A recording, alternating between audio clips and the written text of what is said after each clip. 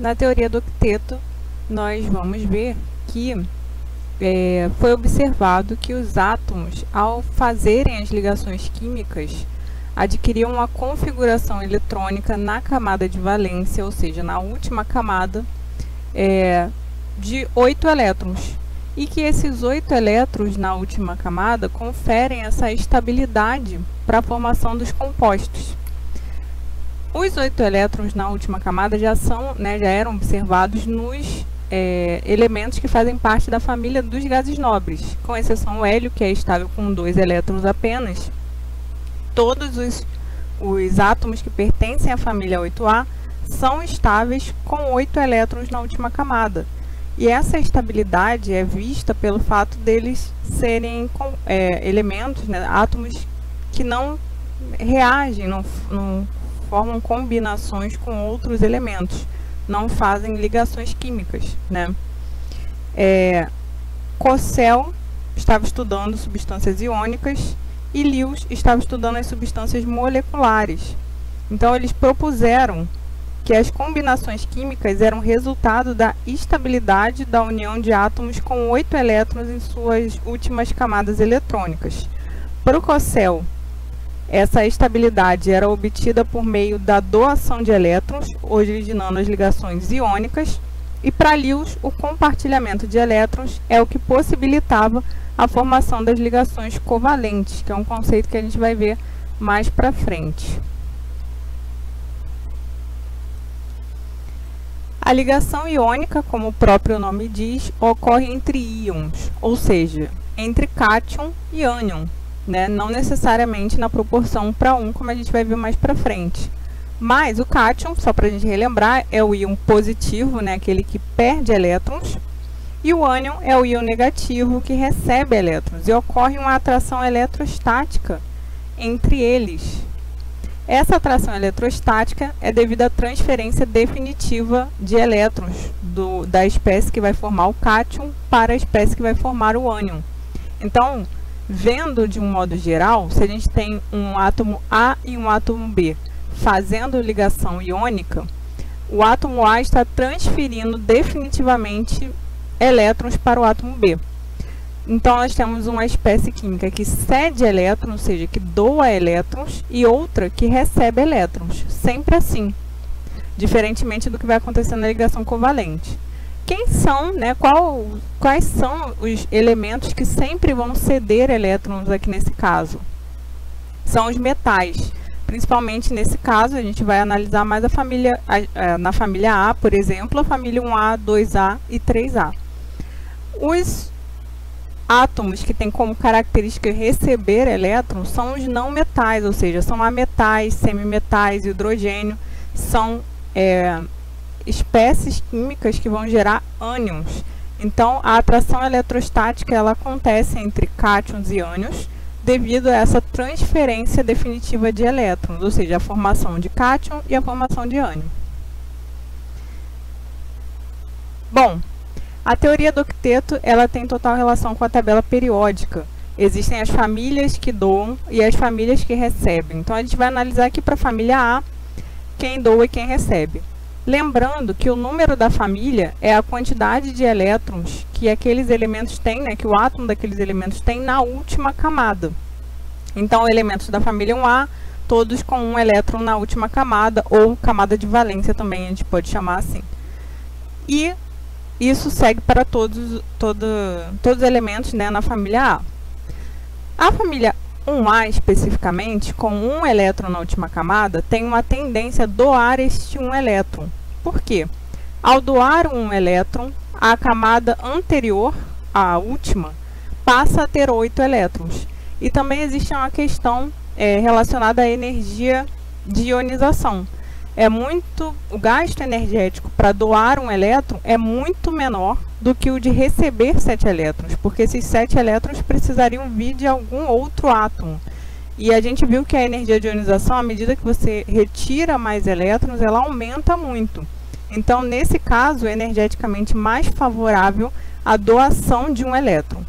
Na família 1A, com a doação de um elétron, a carga é mais 1. Então, todos os elementos da família 1A, quando participam de ligação iônica, têm carga mais 1. O mesmo raciocínio a gente vai usar para a família 2A e 3A. É mais vantajoso doar 2 elétrons do que receber 6. E é mais vantajoso doar 3 do que receber 5. Então, doando 2, a carga é mais 2, e doando 3, a carga desses elementos da família 3A vai ser mais 3. Por outro lado, na outra ponta da família A, a gente tem a família 5A, 6A e 7A.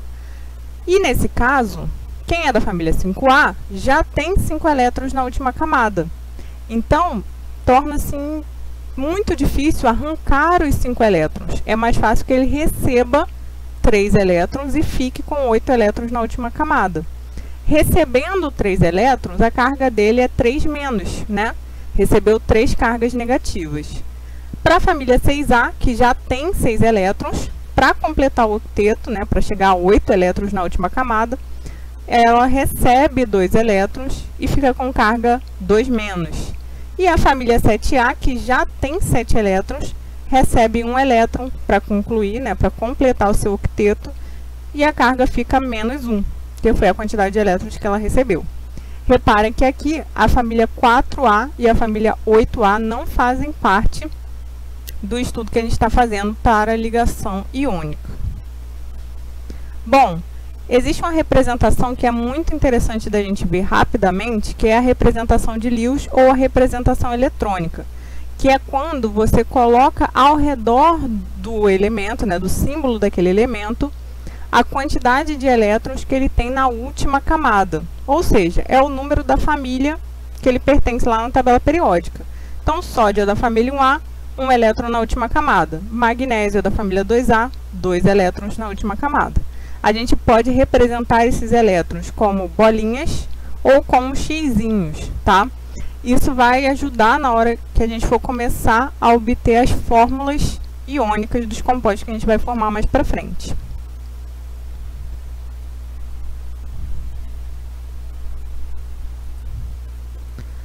Bom, a gente vai ver aqui o caso do NaCl, que é o cloreto de sódio. A gente conhece em casa como sal de cozinha. A gente vai fazer a junção do Na com o Cl. O Na é da família 1A, então ele tem um elétron na camada de valência, está representado aqui.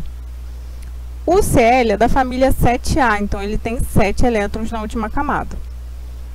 Como a gente viu, na família 1A a tendência é doar um elétron, e na família 7A a tendência é receber um elétron. Então, vai ocorrer a transferência definitiva desse elétron. Com essa transferência, o Na passa a ter carga positiva, ele vira o cátion, e o cloro vira o ânion cloreto. Então, a fórmula do sal de cozinha é NaCl. Né? O Na doou o elétron que precisava e o o cloro recebeu o elétron que precisava. Outra forma da gente fazer isso é pelo cruzamento de cargas. Lá na tabela que a gente acabou de ver, mostra que a carga de elementos da família 1A é mais 1 e que a carga de elementos da família 7A é menos 1. Então, a gente anota o elemento, né, o símbolo do elemento e a carga dele, cada um com sua carga. A gente vai pegar o número que está na frente da carga de um elemento, por exemplo, aqui do ânion, e vai transferir aqui para baixo do Na. E o número lá de cima do Na, na carga do Na, vem aqui para baixo do Cl. Vai ficar assim, ó, Na1, Cl1. Como é 1, a gente não precisa escrever, então fica NaCl. Então, existem duas formas de fazer, ou pela representação de Lewis, ou cruzando as cargas. Vamos fazer o óxido de potássio. Potássio também pertence à família 1A, ou seja, tem um elétron na última camada, vai doar elétron. E o oxigênio, que é da família 6A, com 6 elétrons, precisa receber 2 para chegar a 8. Então, a gente vai fazer uma transferência. O potássio transferiu o elétron que ele precisava, o oxigênio inicialmente só recebeu 1 elétron. Para solucionar esse problema, a gente repete, coloca mais um potássio para doar esse segundo elétron. Então, todos estão cumprindo o esperado. Potássio doando um elétron e o oxigênio recebendo 2. A fórmula desse composto fica K2O, porque a gente usou 2 átomos de potássio para 1 átomo de oxigênio. Também fazendo por cruzamento de carga, potássio da família 1A, carga mais 1. Oxigênio da família 6A, carga 2 menos, ou menos 2. O 2 lá de cima vem aqui para baixo. O 1 lá de cima vem aqui para baixo do oxigênio. E a fórmula fica K2O. O terceiro exemplo que a gente vai ver é o óxido de alumínio. O alumínio é da família 3A, por isso os 3 elétrons aqui da última camada. O oxigênio, mais uma vez, é da família 6A, tem 6. A gente vai fazer a transferência desses 3 elétrons e o oxigênio só precisa receber 2. Então, o primeiro e o segundo. Ok, para o oxigênio, recebeu os 2 elétrons que precisava, mas o alumínio ficou com um elétron para doar. E aí, nesse caso, a gente vai repetir o oxigênio aqui, ó, fazer essa transferência. Quando a gente faz isso, a gente percebe que vai precisar fazer mais uma doação aqui. Então, a gente repete o alumínio e doa mais um elétron para o oxigênio. O alumínio está sobrando 2 elétrons e a gente pode repetir agora o último oxigênio que vai receber esses 2 elétrons. Então, todos os átomos estão ajustados, os oxigênios recebendo 2 e cada alumínio doando 3. A fórmula fica Al2O3, porque eu usei 2 átomos de alumínio para 3 de oxigênio. Além disso, por cruzamento de carga, alumínio, sendo da família 3A, tem carga 3+, oxigênio, sendo da família 6A, tem carga 2-, né? Ele recebe 2 elétrons. O 2 lá de cima vem aqui para baixo do alumínio, né? E o 3 da carga do alumínio vem aqui para baixo do oxigênio. Então, também por cruzamento de cargas, a gente consegue chegar no resultado. Características dos compostos iônicos.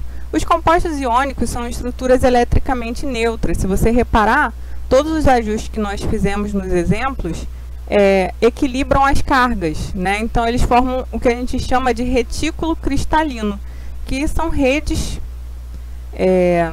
com a forma definida, né? Esses cátions e íons estão organizados. Aqui, no caso, é uma ampliação dos cristais de NaCl. Eles têm uma forma geométrica definida. São sólidos nas condições ambientes.